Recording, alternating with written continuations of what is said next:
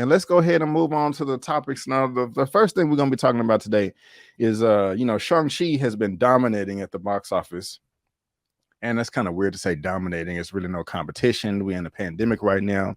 But it's been in the lead for the past 4 weekends. Doing pretty good, I believe, right now. It's about 203-ish or something like that. 203 domestically. And that's what's up right there. But we just had a recent release, guys.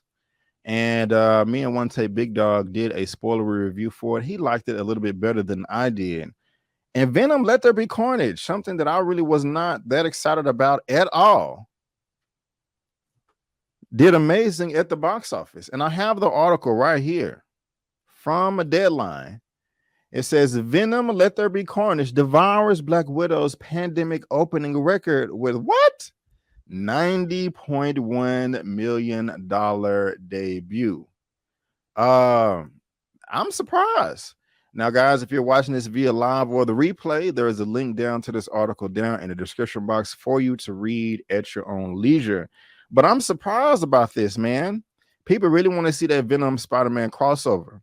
And while we're talking crossovers, guys, I got 101 people watching right now on YouTube, one person on Facebook. Hey, how you doing? But I got 60 likes, 62 likes to be exact. So let's come on, let's get the momentum going now. All right, let's please give me those thumbs up. I would really appreciate it. And this just put you in the mood a little bit for that thumbs up.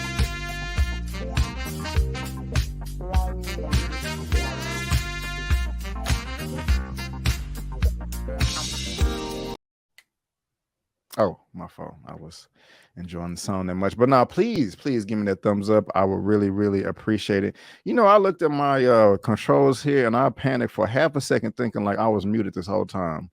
Anyway, no, I'm good.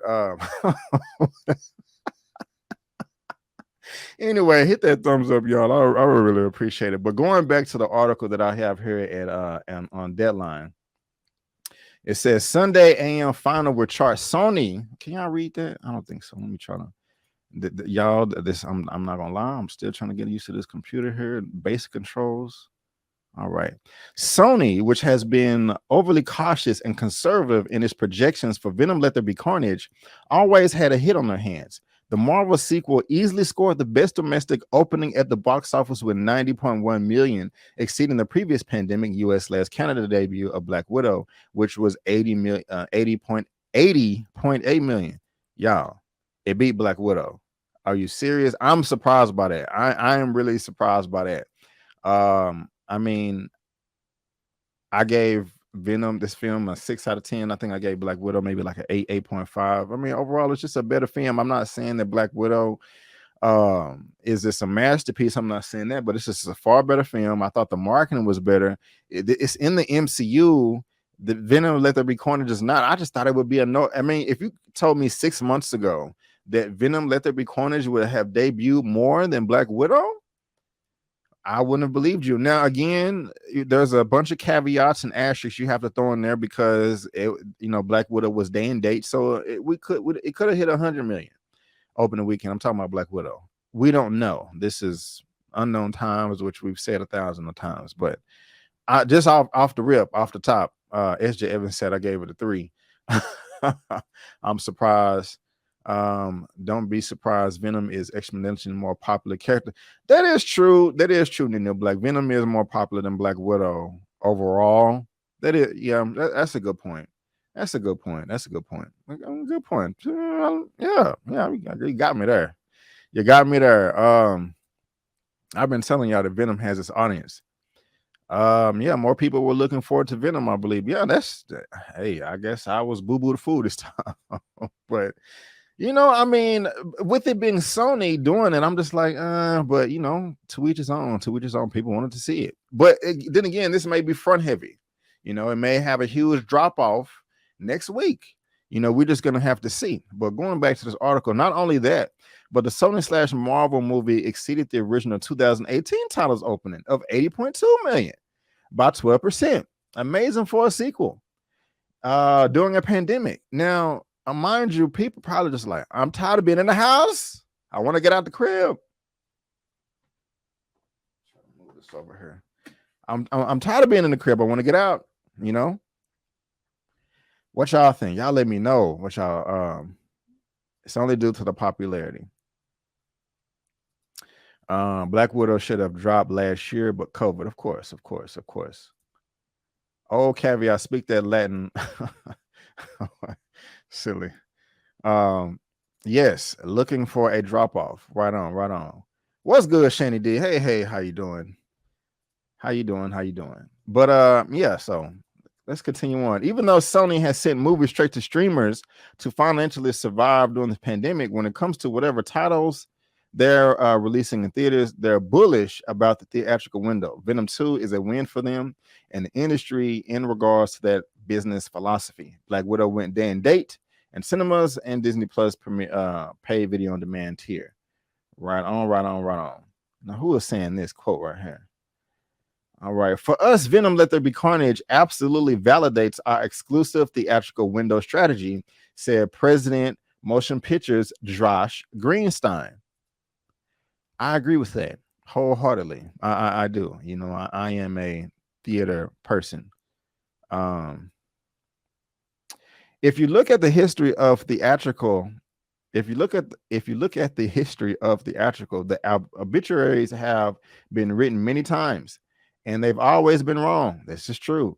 We've had confidence in the theatrical experience, confidence in our big value IP, and took full advantage and had the patience to weather all of this.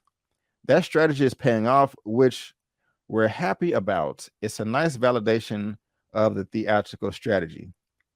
All right, I hear you. What's your name again? Josh Greenstein. I hear you, but let's not let's hold our horses a little bit first, because again, say it with your chest during week 3, because we don't know what's gonna happen. We got Bond coming out next week, right?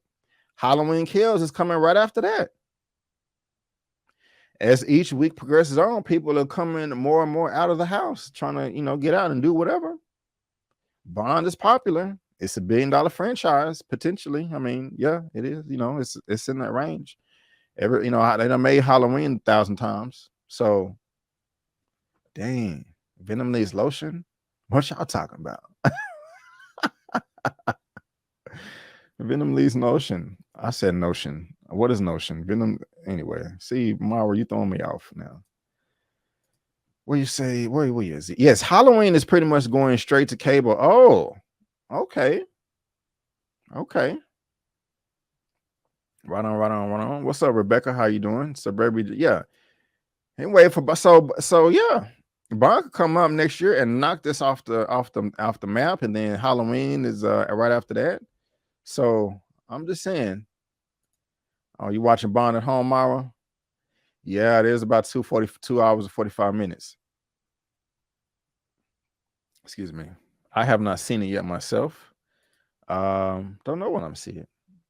So yeah. Anything else in this article worth mentioning? Venom 2 opening here in the US, while the highest we've seen during the pandemic, second best. Let's see here. Okay. I don't really care about Addams Family 2. I'm not going to talk about. I have zero interest, negative interest in that film. I don't see nothing about Shang-Chi, but that's okay. The full art, it's kind of lengthy. Jesus. Well, they're talking about New Saints of Newark. And if y'all want to read this article, it's in the description box below. But I will share this. The editor needs to be fired. Jeez, I still need to watch Spectre. Yes. Come on, Strictly Starlight. What are you doing? Yes, you do. Shang-Chi is number 3. Shang-Chi is number 3. It has made $206 million domestically. Now, worldwide, Venom has made $103 million. Hasn't done anything overseas as of yet, but I have no idea what the territories are going to be. Let me see. Venom, Let There Be Carnage production budget. That's $110 million. If this is correct, if this is accurate. So Venom just needs to make what, 330 million worldwide to make profit? I say that's very doable. Very doable, especially with it making it what, 890 something the first film, even if we're in a pandemic. You know, and we're basing this off this now. Sony is also known for spending a stupid amount of money on marketing, but I don't think they did that this time around. You heard Manny saying some Newark was hot garbage. Oh, Sharronda didn't post a review. I know she saw it. Okay, Melissa S says it was kind of meh. AF2 was horrible. My friend dragged me.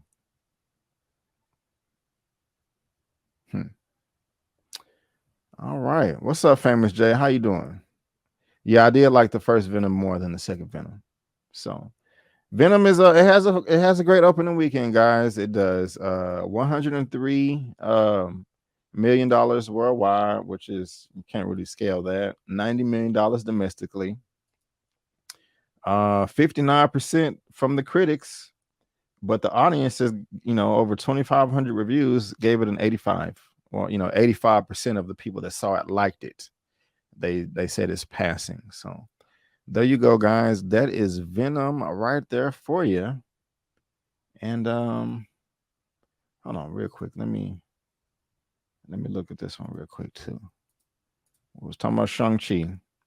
$386 million worldwide, $206 million domestically. So that's the biggest domestic so far this year. We have to remember for Shang-Chi, though, it's been in theaters for 5 weeks. It's going to hit on Disney Plus on November the 12th. And there was a lot of people saying, I want to see Shang-Chi, but I'm not going to go to the theaters because pandemic. I got you. So Black Widow made $60 million worldwide, I believe, on this opening day and date weekend for digital Disney Plus. So we still got to see how much Shang-Chi is going to make when it opens on November 12th on Disney Plus. I'm curious. I don't think it'll make 60 million, but who knows? And of course, none of these films, except for Venom, I'm not sure, has opened in China, Black Widow, or Shang-Chi. As far as Venom, Let There Be Carnage, I have no idea. I have no idea what the international release schedule is. So Venom is in theaters right now, and let me know if that's your cup of tea right there. For most people, it's not, but it is what it is. Before I move on to my next topic, Cat Harlem, let me go ahead and bring in my first guest of the show. That's the stock market master genius, Lamont Tyson with Life Gains. How you doing, my brother? I'm disgusted. I'm frustrated. I'm sad. What's going on? What happened? I'm 2 hours removed from going to see Venom Part 2, Carnage. Yeah. It was some carnage, all right, but it wasn't the kind they wanted. It was carnage that they put us through this suffering ass movie. I'm so frustrated. Lord have mercy. Well, my brother, tell us how you really feel. I'm switching backgrounds for you. Let's go. Okay. Let's go. This is how I feel. I would, number one, rather watch yellow paint dry in Big Bird's room. I would rather watch sea turtles that get stuck outside the sea race. And I would much rather watch Green Lantern on a loop for 24 hours than to see Venom Part 2 ever again. I ain't mad at you, man. I'm not mad at you. Did you at least like the first film more? Oh, I like the first one. And remember, I'm the guy who don't like the universe because there ain't no Spider-Man in it. But I did a review when the first one came, and I said, you know what? I was pleasantly surprised. I gave the first one a 6.5, B. Avery. I couldn't give this one past a 5. Right on. I gave this one a 6 myself. But see, you're more generous than me. You ain't even pulled out the bleach bottle in almost 2 years. So you soften your opinions a little bit. I need to bring it back. I got you. What was how did you feel about Carnage though? Let me know that. I felt like he was way overpowered for the way they had Venom powered. I said the same thing. I mean, we can spoil up here, can't we? A little bit, Yeah. So We're gonna spoil Venom. okay, So spoiler alert. The dude had a faint drop of blood, and he went through an injection that turned him into Carnage that had this much power, and he knew how to use all those powers immediately, just like that. And Venom basically was telling Eddie Brock, man, we can't beat him, blah, blah, blah, we still gonna fight him. And they wound up using the girlfriend to beat him. And so I was cool with Cletus for the most part. I was okay with him. Yeah.